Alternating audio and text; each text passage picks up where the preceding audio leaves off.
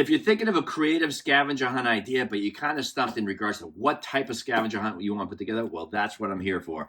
I've been doing it professionally for 25 years, but I'm going to show you how you can do it on your own by showing you a few different types of scavenger hunts you can put together for your friends, your family, for a birthday party, a wedding party, team building, whatever you want. The foundation's always simple, but the ingredients that you put in it, well, that is how you customize it and make it your own. So grab a pen, grab your notebook, let's take some notes, and let's put a game together for you. First and foremost, the most popular type of scavenger hunt is a photo scavenger hunt. Now, you can do this in two different ways. A, you can go to the downtown area of the city or town that you live in that you're going to conduct your scavenger hunt and start looking around. Take notes in regards to look for landmarks, be it historic, be it contemporary, be it public art, street art. Create a list of those different types of locations. You can do as many as you like. It doesn't really quite matter. And set a point total on that. It should be a solid point total. So all location photographs would be 200 points. And then you want to create action photographs. So something non-dangerous, nothing that you're climbing, you're crawling, you're swimming, nothing like that. Your game is clearly walkable. You're not jumping into cars or anything like that. So that's a key thing to know. So that's why you want to have a structured type of game. And those photos should be like team pyramids, crying over spilt milk, just a variety of comical, but innocent and non-dangerous types of photographs. And by doing it that way, you'll create your list. You don't need cameras anymore. You used to, and now people have their iPhones or their Android devices that can take all those photographs. And when you count the points at the end, it's really, really simple because you know every action photograph is 100 points. And every location, as far as location hunt photographs, are 200 points. So it makes it for an easy count at the end when you are tabulating the points. And that game should be no more than about 60 to 90 minutes. Now, if you want to make it a little bit easier on yourself, you can always go into a chat GPT and have it ask it to create you a photo scavenger hunt list in the downtown area of the city of your choice. And that would make it a lot easier, but the only thing I would say is look at the list and modify it if need be. The other type of scavenger hunt that you can do, it's always great for kids or adults, is a trivia scavenger hunt.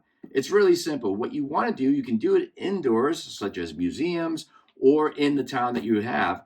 And instead of requiring photographs or videos, you can create trivia. And it kind of gives everybody a little bit of an educational kind of experience in regards to the downtown area of where you're holding this.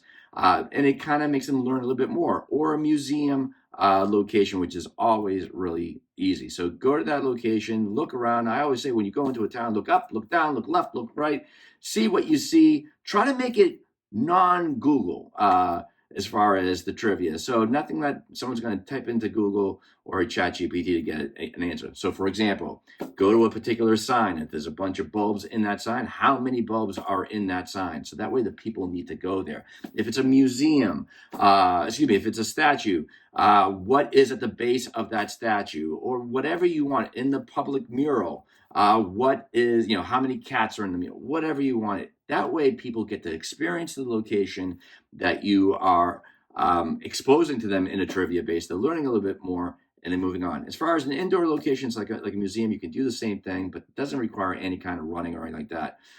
Those types of things, depending on time frame, you can make it from 60 minutes to, again, 90 minutes. Sometimes it's a little bit shorter of a game to have when you do it trivia based. And always keep in mind, if you're doing a museum, guys, remember there is a ticket involved in that.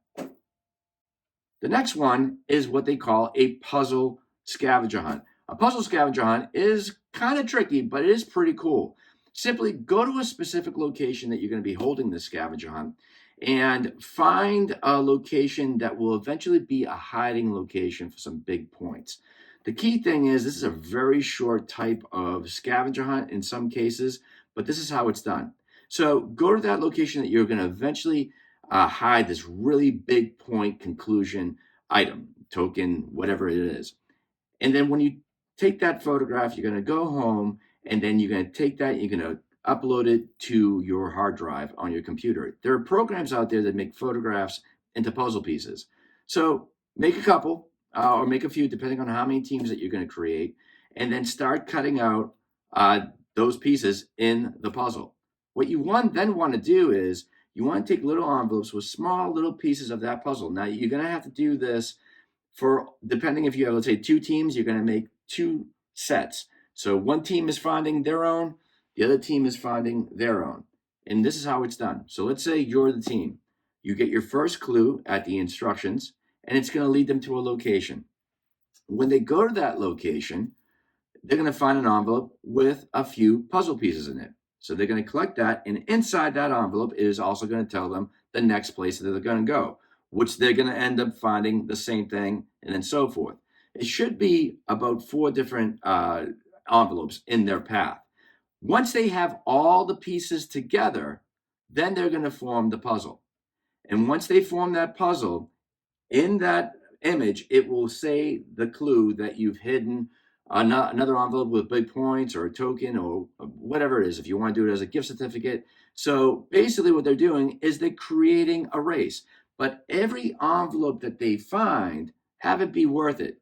So not only are they finding puzzle pieces, but they are also getting points along the way.